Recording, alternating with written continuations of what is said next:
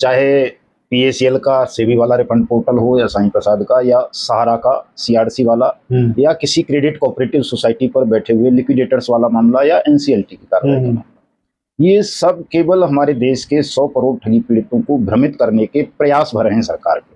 वो ना कौन खरीदने लायक रहा है, या सो नहीं पा रहे लोग, सोना खरीदेंगे तो तब सोने लायक नहीं छोड़े हैं साहब। दिन और रात में तो देख रहा हूँ 100 करोड़ ठगी पीड़ित हैं, ना दिन में सोते हैं ना रात में सोते हैं। सोना रोक दिया, सब कुछ रोक देगा साहब, सब कुछ रोक देगा। लोगों को तब एहसास होगा, अभी अनुरागी साहब एहसास नहीं है, जब वो लोगों से कहेगा कि तुम्हारे शरीर में 2 गुर्दे हैं और एक गुर्दा वैसे ही पड़ा रहता है, फालतू है वो, एक गुर्दा निकाल के सब मुझे दान कर दो। देश हित में, हाँ, देश हित में कहेगा, राष्ट्रवाद हित में कहेगा, हिंदू हित में कहेगा, सनातन हित में कहेगा। देश आर्थिक रूप से गुलाम हो चुका है, प्रत्येक व्यक्ति कर्जे में डूबा हुआ है। हमारे ठगी पीड़ितों का तो और बुरा हाल है। 31 जुलाई तक बट्स एक्ट के अंतर्गत आपने हमारा भुगतान नहीं किया, ये सीआरसी, सेबी, एनसीएलटी और लिक्विडेटर खत्म नहीं किए, तो हम 31 जुलाई को संसद घेरेंगे, संसद की धुलाई। नमस्कार, नवजागरण लाइव में आपका स्वागत है। अभी हम दिल्ली में हैं और हमारे साथ हैं मदन लाल आजाद जी। सहारा और पीएसीएल सहित जो तमाम चिट फंड कंपनियां हैं, उनके भुगतान की लड़ाई लगातार जारी है और उसमें मुख्य भूमिका निभा रहे हैं मदन लाल आजाद जी। ठगी पीड़ित जमाकर्ता परिवार यानी तप जप संगठन जो है उसके माध्यम से ये लड़ाई चल रही है और लगातार कुछ न कुछ हर महीने या हर दिन कदम टू कदम यहाँ आगे बढ़ा जा रहा है भुगतान की तरफ, और सरकार के ध्यान जो है इधर खींचने के लिए लगातार कुछ न कुछ आंदोलन जारी रहते हैं इनके माध्यम से। तो आज हम आए इनके पास कि क्या अपडेट चल रहा है। लोग बहुत सारे सवाल कर रहे हैं कि क्या हो रहा है भुगतान को लेके पल्स में या अन्य जो कंपनियां हैं उसमें। तो सबसे पहले तो स्वागत है सर। स्वागत है, धन्यवाद आपका भी और आपके दर्शकों का भी अनुरागी साहब। क्या कहेंगे, किस तरह का अपडेट है आजकल, क्या चल रहा है? देखिए, सबसे पहली अपडेट तो ये है अनुरागी साहब, जो सही अपडेट है कि चाहे पीएसीएल का सेबी वाला रिफंड पोर्टल हो या साईं प्रसाद का या सहारा का सीआरसी वाला या किसी क्रेडिट कोऑपरेटिव सोसाइटी पर बैठे हुए लिक्विडेटर्स वाला मामला या एनसीएलटी की कार्रवाई का मामला, ये सब केवल हमारे देश के 100 करोड़ ठगी पीड़ितों को भ्रमित करने के प्रयास भर हैं सरकार के। सरकार को पता है, हमारे साथी रोज चीख रहे हैं कि भाई 31 जुलाई को हम संसद घेरेंगे, और संसद का घेराव ऐसे ही नहीं करेंगे, तमाम देश की पवित्र नदियों का जल मंगवा रहे हैं। घेराव से मतलब है कि संसद की ठीक से धुलाई करने का इरादा है हमारा। क्योंकि हमारी दृष्टि में या कहो वास्तव में संसद में गिद्ध बैठ गए हैं जाकर के, चाहे वो किसी भी पार्टी से गए हैं, लेकिन हैं सब के सब गिद्ध। ठगी पीड़ितों के शत्रु हैं सब, कानून के शत्रु हैं, और लोगों को केवल देश को गुमराह करने का प्रयास भर कर रहे हैं। इसलिए इनकी धुलाई, संसद की पवित्रता, शुद्धिकरण करना अत्यावश्यक हो जाता है। उस आंदोलन से घबराकर सरकार ने कह लो या सेबी ने कह लो या जस्टिस आरएम लोढ़ा ने कह लो, एक नोटिफिकेशन जारी किया है 4 मई को कि 7 मई से वो सेबी रिफंड पोर्टल पर ऐसे दावों में आई हुई दिक्कतों को दूर करेंगे जहां बैंक अकाउंट में निवेशक के में कोई गड़बड़ है। मान लीजिए उस समय जो है 2016 में बैंक का नाम कुछ और था, अब कुछ और हो गया है, मर्ज हो गए ना बहुत सारे बैंक, तो गड़बड़ हो गई है, अकाउंट नंबर चेंज हो गए, आईएफएससी कोड चेंज हो गए, कई लोगों के आधार में कुछ नाम था, बैंक अकाउंट में कुछ नाम था, पॉलिसी में कुछ था, एज में फर्क था, एड्रेस चेंज हो गए। तो इस तरह की जो डिफिशियंसी थी लोगों के बैंक अकाउंट्स को लेकर, उसको ठीक करने का एक मौका देने के लिए कि 7 मई से शायद 6 अगस्त तक एक पोर्टल पे ऑप्शन आएगा और उस ऑप्शन पर जाकर के लोग अपनी इस तरह की कमियों को ठीक कर सकते हैं, दुरुस्त कर सकते हैं, दूर करेंगे। लेकिन सच्चाई ये है, कोई देखना चाहे तो मैं दिखा भी सकता हूँ, बहुत सारे लोगों के मेरे पास रोज मैसेज आते हैं कि साहब उस पर ऑप्शन ही नहीं आ रहा है, सेबी की जो साइट है पोर्टल पे ऐसा ऑप्शन ही नहीं आ रहा है कोई कि एडिट कहाँ से करें, एडिट उसको कहाँ से करें, सही जानकारी कहाँ से भरें उसमें। तो अभी तक केवल वो घोषणा भर है। दूसरा, बहुत सारे लोगों के जो है, खासतौर से जो बेईमान किस्म के एजेंट हैं, वो उसको मैंने शायद पिछले इंटरव्यू में भी आपको बताया था कि साहब 9,000 का ही 9 लाख तक किए दे रहे हैं, वो 90,000 तक किए दे रहे हैं। आज एक लिस्ट कहीं के साथियों ने भेजी है मुझे, तो बता रहे हैं कि साहब ये देखो कितनी लोग झूठ बोलते हैं। और ये किसी का कोई रामप्यारी बाई है बेचारी, उसके 13,320 रुपये जमा थे और उसके आए हैं केवल 359 रुपये। रामकिशन सैनी के 11,160 रुपये जमा थे, उसके 719 आए हैं। प्रेम शंकर कारपेंटर के 31,000 जमा थे, उसके 993 रुपये आए हैं। रूप नारायण के 18,600 जमा थे, उसके 4,000 आए हैं। और एक कोई ममता जैन है, उनके 36,000 जमा थे, उनके 7200 आए हैं। RM लोढ़ा समिति की रिपोर्ट है सब ये। तो जो लोग कह रहे हैं कि साहब 9 लाख तक मिलने लगा, वो केवल कोरा झूठ है, सच्चाई उसमें कुछ नहीं है। सहारा के मामले में भी ऐसा ही है, सेम CRC रिफंड पोर्टल जो है वहां भी आवेदन भी नहीं हो पा रहे। जो भी घोषणा कर रहा है ये अमित शाह के 10 लाख तक लोग आवेदन कर सकते हैं रिफंड के लिए, वो नहीं हो रहा है। केवल कोरी घोषणा है, झूठ है लोगों को भ्रमित करने का कि PACL चूंकि 6 करोड़ निवेशक हैं उसके और लगभग 12 करोड़ सहारा के हैं। सरकार जानती है कि अगर ये सब WhatsApp 2019 वाले आंदोलन से जुड़ गए मदन लाल आजाद वाले से, तो जो मदन लाल आजाद कहता है कि सत्ता उखाड़ के फेंक देंगे, संसद को जमुना जी में बहा देंगे ले जाके, जैसे बाबरी मस्जिद सरयू में बहा दी थी, तो ये कर देगा वैसा। चूंकि इतने करोड़ों लोग अगर इसके साथ जुड़ गए तो ये तो कर देगा ऐसा ही। चूंकि कानून की बात कर रहा है, लड़ाई कानून के इम्प्लीमेंटेशन की है कि जो कानून संसद ने सर्वसम्मति से बनाया, भुगतान की गारंटी का अनियमित जमा योजनाएं पाबंदी अधिनियम 2019, उस कानून को 7 साल 3 महीने हो गए आज देश में।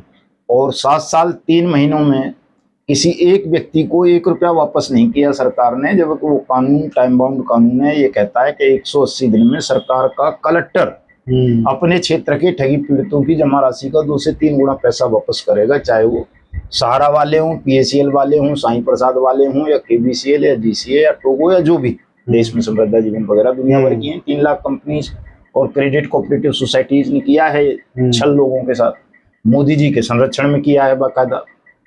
लेकिन अब तो इन सब घोषणाओं के माध्यम से जनता का दिल तो मोदी जी ने जीत ही लिया, और अब तो बंगाल भी जीत लिया, जो आखिरी किला कहा जा रहा था। देखिए, जीता दिल नहीं जीता है जनता का, केवल ऐसा है कि देखिए छल, अनुरागी साहब, छल दुनिया में इतनी ताकतवर चीज होती है कि छल से लोग साम्राज्य जीत लेते हैं। बंगाल तो बहुत छोटा सा स्टेट है, लेकिन छल करके लोगों ने पूरा दुनिया के बड़े बड़े राष्ट्र जीत लिए, देश जीत लिए छल करके। मोदी जी और उनके समर्थक केवल छल हैं, छल करने वाले लोग हैं, शकुनी टाइप के लोग हैं। छल से वो बंगाल जीत लें, पंजाब भी जीत लेंगे, भी तो पंजाब बाकी है ना सब। पंजाब भी तो बोल रहे हैं, पंजाब भी तो क्रांतिकारियों की भूमि है, और साउथ भी जीत लेंगे धीरे धीरे करके।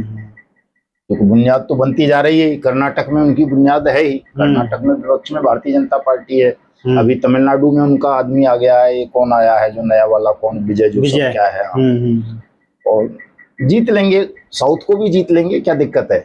लेकिन ये कोई बहुत महत्वपूर्ण नहीं है, ये जीतें राष्ट्र हित में नहीं है, क्योंकि जितना इनका प्रभाव बढ़ेगा उतना देश में झूठ बढ़ेगा, छल बढ़ेगा, कपट बढ़ेगा और अलगाववाद की भावना उत्पन्न होगी देश में, क्योंकि ये अलगाववाद के जनक हैं एक तरह से। लेकिन मोदी जी ने अभी ऐलान किया है कि ये जो समय है वो सबको एकजुट करने का समय है, और दूसरी तरफ हिंदू मुस्लिम जारी है। देखिए साहब, मेरी दृष्टि में, मेरी समीक्षा ये कहती है कि ये जो भी कहते हैं अपने भाषणों में, करते उसका बिल्कुल उल्टा है। जस्ट अगर ये एकता की बात कर रहे हैं तो समझो ये तोड़ने की बात कर रहे हैं कि अब तोड़ेंगे, लोगों को भ्रमित करेंगे एकता का नाम दे करके, लेकिन पीछे तोड़ने का षड्यंत्र रहता है इनका। कहो कुछ करो कुछ, ये इनकी मतलब खानदानी प्रवृत्ति रही है एक तरह से कहें तो। इनकी मानसिकता तोड़ने की रही है, जोड़ने की कभी रही ही नहीं है। इन्होंने तोड़ा ही है आज तक। कोई भी, चाहे आप राष्ट्र को देख लो, देश को देख लो, हिंदू को देख लो, मुसलमान को देख लो, सबको तोड़ा है इन्होंने, जोड़ा किसी को नहीं है। तो गलत कहते हैं। तो इस तरह से, जैसे कि अभी चुनाव जब 5 राज्यों में चल रहे थे, उससे पहले सब कुछ ठीक था, एकदम भारत टॉप पे था। कोई गैस का संकट कह देता था तो इनके जो अंधभक्त से टूट पड़ते थे कि कोई संकट नहीं है। पाकिस्तान में उन्होंने सावधानी बरतनी शुरू की तो ये लोग मजाक उड़ा रहे थे कि देखो पाकिस्तान का क्या हाल है, भारत में तो एकदम सब कुछ ठीक है।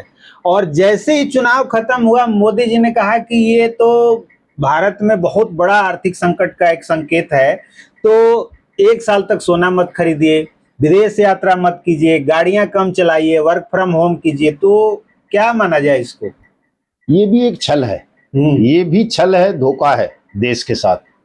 कल तक जब चुनाव हो रहे थे, आप रैलियां कर रहे थे, और परसों की है ना शायद मोदी ने ये घोषणा। हाँ, कल वो खुद रैली कर रहा था गुजरात में, बहुत बड़ी। हाँ, खुद अभी कई देशों में यात्रा पे जा रहा है। कह रहा है विदेश यात्रा मत करो, लेकिन भारत के लोग, सही बात यह है कि उसने किसी को विदेश यात्रा करने लायक छोड़ा ही नहीं है, खुद ही इतनी कर ली है। 25,000 करोड़ लगभग जो है खर्चा है 2014 से लेकर के अब तक का उसकी विदेश यात्राओं पर, मोदी की। तो सारी तय नहीं कर ली भाई, तो नागरिक कहाँ से करेंगे बेचारे? तो ये भी एक धोखा दिया जा रहा है। सोना भी मना कर दिए, सोना कौन खरीदने लायक रहा है? या सो नहीं पा रहे लोग, सोना खरीदेंगे तो तब। सोने लायक नहीं छोड़े हैं साहब, दिन और रात में तो देख रहा हूँ 100 करोड़ ठगी पीड़ित हैं, ना दिन में सोते हैं ना रात में सोते हैं, पागलों की तरह बेचारे इस उम्मीद में लगे रहते हैं कि शायद हमारा भुगतान हो जाए कहीं से, शायद मोदी जी हमारा भुगतान कर दें। तो सोना खरीदना तो बड़ी बात है, जब सोने लायक लोगों को नहीं छोड़ा है। लेकिन लोकसभा चुनाव में ये अपील कर रहे थे कि कांग्रेस आएगी तो आपका मंगलसूत्र चुरा ले जाएगी। लेकिन ये तो भाजपा आई और वो सोना अब रोक दी 1 साल के लिए। सोना रोक दिया, सब कुछ रोक देगा साहब, सब कुछ रोक देगा। लोगों को तब एहसास होगा, अभी अनुरागी साहब एहसास नहीं है, जब वो लोगों से कहेगा कि तुम्हारे शरीर में 2 गुर्दे हैं और एक गुर्दा वैसे ही पड़ा रहता है, फालतू है वो, एक गुर्दा निकाल के सब मुझे दान कर दो। देश हित में, हाँ, देश हित में कहेगा, राष्ट्रवाद हित में कहेगा, हिंदू हित में कहेगा, सनातन हित में कहेगा कि तुम्हारे ये गुर्दे किसी काम के नहीं है, मुझे दे दो एक गुर्दा निकाल के, तो मैं इनको अमेरिका या और विकसित देशों को भेजता हूँ, वहाँ गुर्दों की कमी आ गई है, और उसके बदले बहुत सारा डॉलर विदेशी मुद्रा आएगी और उससे देश का विकास होगा, सनातन बुलंदियों पे जाएगा, विश्व गुरु का बुलाएगा, विश्व गुरु बन जाएंगे, इतना पैसा होगा हमारा, देने वाले बन जाएंगे, लेने वाले नहीं रहेंगे। इस तरह की मतलब भावनात्मक बातें करके लोगों का एक एक गुर्दा भी निकलवा लेगा, और जब वो गुर्दा निकल जाएगा, एक ही रह जाएगा, तो दूसरे पे वजन ज्यादा बढ़ जाएगा। जब वो दूसरा भी जो है खराब होने लगेगा ना लोगों का, जब मरने लगेंगे, तड़पने लगेंगे कि ये क्या हुआ, तब उनकी समझ में सत्य आएगा कि हमारे साथ धोखा हुआ, हिंदुस्तान के साथ धोखा हुआ, और अब जो बची कुची सांसें हैं उनको लेकर के बचा लिया जाए, आंदोलन किया जाए, देश को बचाया जाए, इन ठग बेईमान और अपराधियों के खूनी पंजों से देश को आजाद कराया जाए, तब होगा साहब ये, नहीं तो उससे पहले होना नहीं है कुछ। तो क्या ये जितने निवेशक हैं, ये जो तमाम कंपनियों के, तो ये उस दिन का इंतजार करें या? देखिए अनुरागी साहब, मैं तो कहता हूँ कि इंतजार करना नहीं चाहिए लोगों को।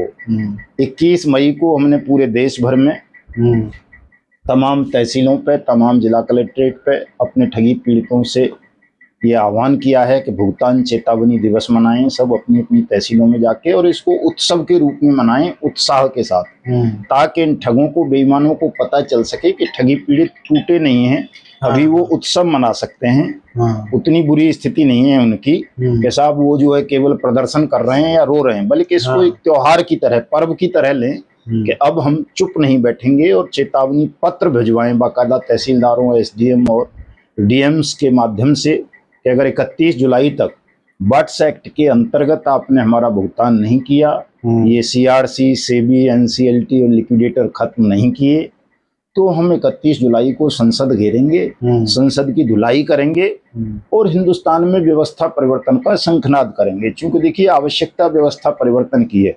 हमारे भी बहुत सारे साथी हमको सुझाव देते हैं कि साहब आपका इतना बड़ा संगठन है, 20 राज्यों में है, इतने लोग हैं, इतने बड़े बड़े आप कार्यक्रम करते हो, इतनी बड़ी आपने भारत यात्रा निकाल दी, 3 साल से लगातार निकाल रहे हो, 4था साल चल रहा है, तो राजनीतिक पार्टी बना लो और चुनाव लड़ लेते हैं, जीत लेते हैं, इनको हरा देते हैं। लेकिन सच्चाई ये है कि राजनीतिक दल केवल सत्ता परिवर्तन करते हैं, व्यवस्था परिवर्तन नहीं कर सकते, और जब तक व्यवस्था परिवर्तन नहीं होगा हिंदुस्तान में, तब तक साहब सत्ता परिवर्तन करने से, आज बीजेपी है, कल कांग्रेस आ जाएगी, परसों कोई और आ सकता है, या कोई नए लोग भी आ सकते हैं, जैसे कभी अरविंद केजरीवाल आया आम आदमी पार्टी बना के, या वो भी तमिलनाडु में आ गया, हाँ, या कभी ममता बनर्जी आ गई थी वहाँ, या कभी अखिलेश आ गया था, या मायावती आ गई थी, बहुत सारे उदाहरण हैं। कि कई बार नए लोग भी आ जाते हैं, लेकिन वो लोग भी आकर के व्यवस्था परिवर्तन नहीं कर पाते। वर्तमान व्यवस्था में उन कुर्सियों पर कोई भी चला जाए, जो शासन की, प्रशासन की, न्यायपालिका की कुर्सी है, वहां आप देवता को भी लाके बिठा दोगे, वो देवता भी देश के साथ गद्दारी करेगा, करप्शन करेगा, झूठ बोलेगा, बेईमानी करेगा, छल करेगा, कपट करेगा। तो अभी आवश्यकता है व्यवस्था परिवर्तन की, कि उस कुर्सी को इतनी पवित्र बना दो कि वहां अनुरागी बैठ जाएं या दाऊद अब्राहिम आके बैठ जाए दुबई से, या जहां भी रह रहा होगा वो जो आतंकवादी था, मर गया या है जीवित है, शायद अभी मरा नहीं है, बम्बई बम ब्लास्ट वाला जो था, तो वो भी अगर आके बैठे तो उसे भी वो करना पड़े जो न्याय हित में हो, देश हित में हो, और जो कानून कहता हो। ये जो इनहांस पावर लोगों को दे रखी है हमारे संविधान ने बहुत ज्यादा, कि शासन और प्रशासन की कुर्सियों पर बैठ करके लोग अपने विवेकाधिकारों का दुरुपयोग करते हुए अपने लोगों को देश लूटने का अवसर प्रदान करें, और जो उनके अपने नहीं हैं, जो वास्तव में परिश्रमी हैं, मेहनत कश है, मजदूर है, किसान है, लुटा पिटा है, वंचित है, उसका खून चूसा जाए। ये व्यवस्था यानी इनहांस पावर की जो व्यवस्था है विवेकाधिकारों की, जब तक इसको खत्म नहीं किया जाएगा तब तक हिंदुस्तान में जनसाधारण को न्याय नहीं मिलेगा। ये हमारे जो 100 करोड़ ठगी पीड़ित लोग हैं देश भर में, इन तक हमारी आवाज नहीं पहुंच रही है। समस्या ये है, अगर इन तक हमारी आवाज सब तक पहुंच जाए तो साहब एक दिन का काम है। ना हम कोई बंगाल जीतने से प्रभावित होंगे, ना पंजाब जीतने देंगे, ना साउथ जीतने देंगे, ना संसद में बैठने देंगे किसी एक भी ऐसे व्यक्ति को जो बेईमान है, झूठा है, अपराधी है, या जिस पे संगीन किस्म के आरोप भी हैं। आज देख लीजिए 50% सांसद आपराधिक प्रवृत्ति के, सब आपराधिक प्रवृत्ति के हैं, संगीन आरोप हैं। उसको देख लो, जो असम वाला सीएम है वो ठगी का आरोपी है। इसको देख लो, अभी जो बंगाल में मनाया है, ये तो खुद ही घूस लेते पकड़े गए थे, रेड हैंड हुआ था। इसको बिहार वाले को देख लो, आप अपने वाले को, हमारे वाले को देख लो, यूपी वाले को, कितने मुकदमे थे उस पर। तो ये चरित्र है सत्ता का, सत्य और सत्ता की दुश्मनी रही है। आज समस्या सत्य के प्रकटन की है, सत्य संक्रमण से गुजर रहा है। सत्य को जिस दिन हिंदुस्तान समझने लगेगा उस दिन हिंदुस्तान में व्यवस्था परिवर्तन होगा, क्रांति होगी, और ये जो बादल छाए हुए हैं संकट के, ये सब दूर हो जाएंगे, सबका भुगतान भी हो जाएगा, सबको सुरक्षा सम्मान भी मिल जाएगा। केवल लोगों को सत्य को समझने की जरूरत है, खासतौर से हमारे ठगी पीड़ितों को, बाकियों को नहीं।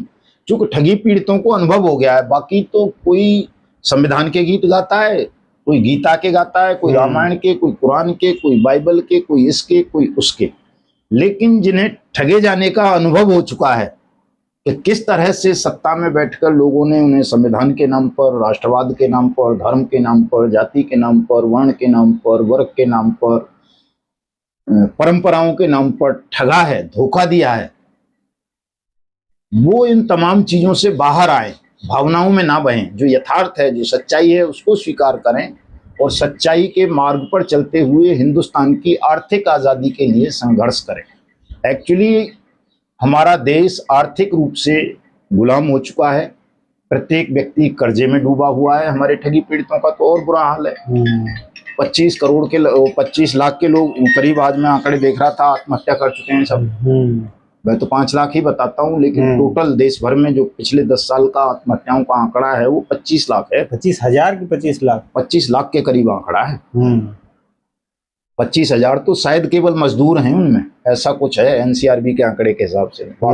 वास्तविक आंकड़ा 25 लाख के करीब है। चलिए, तो जो निवेशक हैं उनसे अब चलते चलते क्या अपील करेंगे आप? मैं यही अपील करूंगा अनुरागी साहब, मैं हमेशा यही करता हूं कि भाई हताश और निराश होने की आवश्यकता नहीं है। हमारा कोई साथी आत्महत्या ना करे, देश का ठगी पीड़ित। भुगतान आपका होगा, जरूरत केवल आपको जागने भर की है, सत्य को समझने भर की है, और ये बर्ड्स एक्ट को पढ़ने भर की है। इसको पढ़ लो ठीक से, आपको पता चल जाएगा कि गारंटी है भुगतान की, कानूनन गारंटी है, ये हमें मिलेगी। और जो कानून की कुर्सी पर बैठकर इस कानून की अनुपालना नहीं कर रहा, उसको देशद्रोही, गद्दार, अपराधी घोषित करते हुए हटा दो। ये जनता का अधिकार है, चुनाव लड़के ही थोड़ा ही हटाई जाती हैं सरकारें। अगर मान लो सत्ता में अपराधी आ जाएं, कानून का पालन ना करें, तो चुनाव का इंतजार करोगे क्या 5 साल का? बाकी देशों में भी हो रहा है ना, तो यहाँ भी किया जा सकता है, क्या दिक्कत है? चुनाव का इंतजार नहीं करना चाहिए हमारे ठगी पीड़ितों को या देश की जनता को। जब हमारे सामने पूरा परिदृश्य आ गया कि अपराधी सत्ता में पहुंच चुके हैं और वो अपने ही बनाए हुए, संसद के बनाए हुए कानूनों की अनुपालना नहीं कर रहे, तो इनको हटा देना चाहिए संगठित होकर के एक आवाज लगाकर। तो ये थे मदन लाल आजाद जी, और इनको आपने सुना। अभी ये 21 मई को एक आंदोलन कर रहे हैं जो हर जिले में हर जिला में, हर तहसील में, पूरे हर जिले में, हर तहसील में 21 मई को एक आंदोलन हो रहा है। बाकी जो है 31 जुलाई को एक बड़ा आंदोलन होगा जो जंतर मंतर पे होगा, और देश भर के तमाम ठगी पीड़ित वहां इकट्ठा होंगे और अपनी आवाज बुलंद करेंगे। इस वीडियो पर आपकी क्या प्रतिक्रिया है, कमेंट करके बताएं और देखते रहें नवजागरण।